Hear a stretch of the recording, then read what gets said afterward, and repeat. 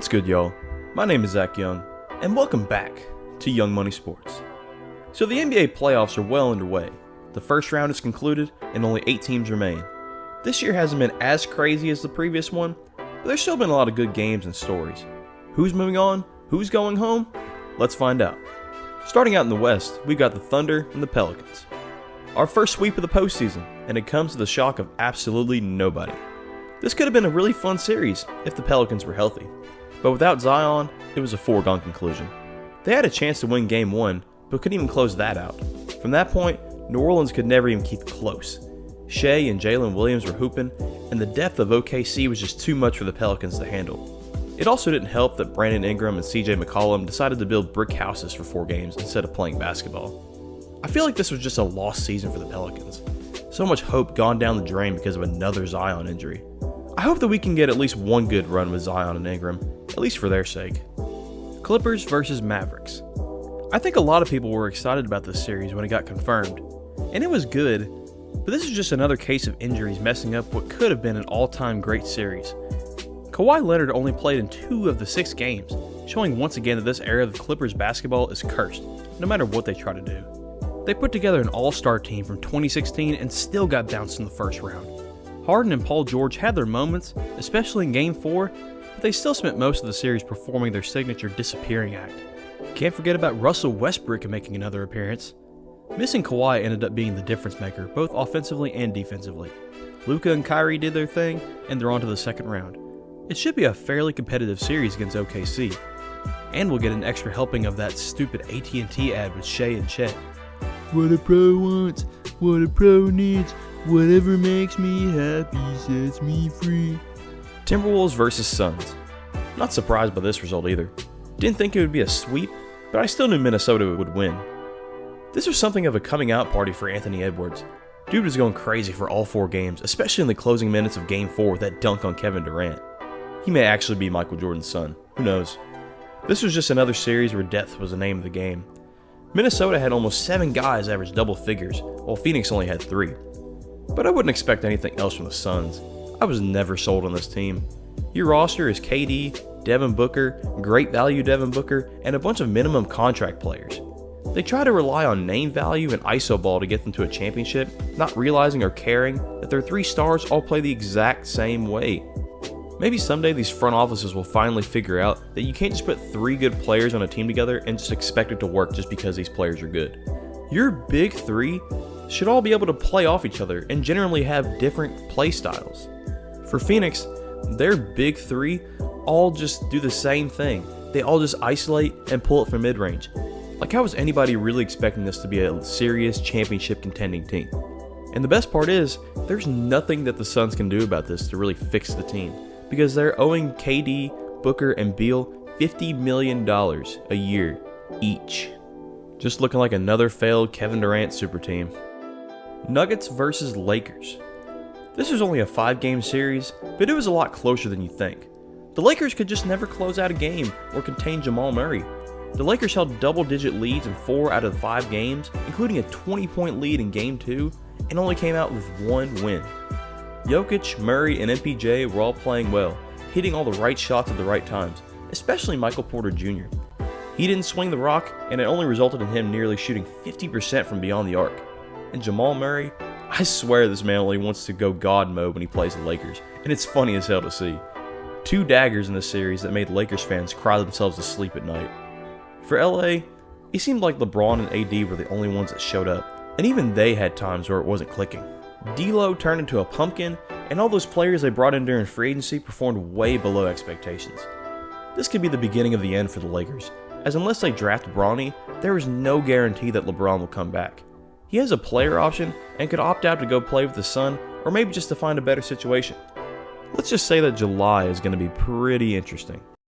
Moving to the East now, we have the Celtics and the Heat. The talk from Heat and Celtics fans was kind of funny going into this one, but come on. Everyone and their mother knew how this series was going to go.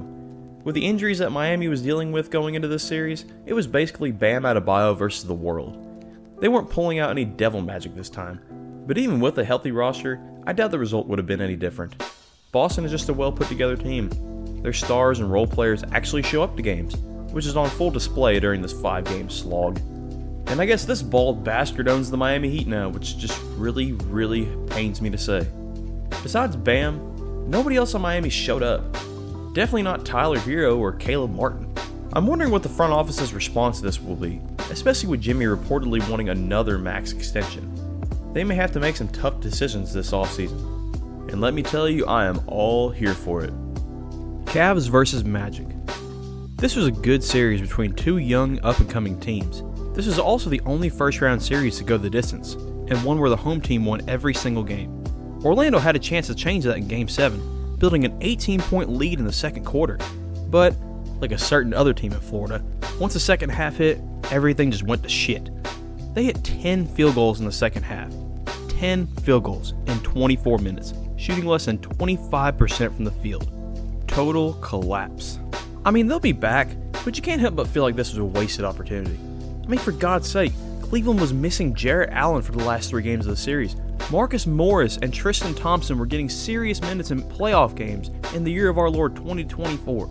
For Cleveland, they get their first playoff series win since 2018, and their first without LeBron since 1993, and that is in no small part thanks to the play of Donovan Mitchell.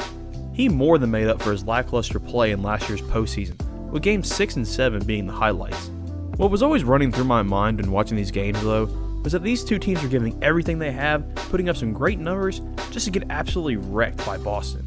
I would love to be wrong here, but I'm not getting my hopes up. Bucks versus Pacers. The Pacers get their first playoff series win in a decade, in a 6-game series that was mainly hampered by injuries. Seems to be a trend in these playoffs. Now don't get me wrong, Indiana played great, and more than deserves to be where they are. Pascal Siakam was leading the team, and Tyrese made some clutch plays, especially in Game 3. The Pacers were also missing one of their best players in Benedict Mathurin. But I can't act like things wouldn't have been more interesting, or even that the result wouldn't have been different if the Bucks were fully healthy. Although they are coached by Doc Rivers, so chances are they would have choked anyway. I swear this team has been cursed ever since they brought him in. Underperformance and injuries, all leading to a first-round exit. Definitely not what the fans envisioned when they traded for Dame back in September. Also, quick shout out to Patrick Beverley for showing the world once again that he doesn't know how to lose a game. This dude is definitely the frontrunner for the Good Guy Award. And finally, we have the Knicks and the 76ers. This was a great 6-game series. The games are relatively close and filled with some clutch plays and star-studded performances. The Villanova connection was leading the charge for New York during the series, especially Jalen Brunson. He averaged over 35 points per game in this 6-game series, hitting clutch shot after clutch shot. I don't like the Knicks that much, but Brunson is a lot of fun to watch. I'm just impressed with how well the Knicks have played without Julius Randle. As for Philly, they tried, but it just wasn't enough. And I have to place some blame on Embiid. Dude averages 30 points per game in this series, but less than 6 in the fourth quarter. And it would have looked a whole lot worse for him if he didn't score 15 in the fourth quarter of Game 3. Tyrese Maxey looked good, and Kelly Oubre had his moments, but there was nothing else from the supporting cast. Nick Batum went back to being, well, Nick Batum, and the $36 million man put up a donut in the series-clinching game. Man, like I said, this July could be very interesting with all these teams trying to keep their championship windows open. Like, if you're the Sixers, what do you do with Embiid? Dude is 30 years old and hasn't even made a single conference finals appearance yet. And every attempt they make to try to give him some real help ends up just not working out in the end. But that'll do it for the first round of the NBA playoffs. Like I said, this first round wasn't as insane as last year, but it was still good. That intensity and craziness is going to go up as the playoffs continue, which is fine by me, even if my team really isn't in the playoffs anymore. I'll go ahead and give my conference finals predictions now. It'll be Celtics versus Knicks in the East, and Nuggets versus Thunder in the West. See, I'm pretty good at this whole prediction stuff, so you can go ahead and place your bets now. But how have the playoffs been for y'all's teams? Are they moving on? Did they get swept? Or did they even make it at all? Let me know in the comments. Thanks for watching, and I'll catch y'all later.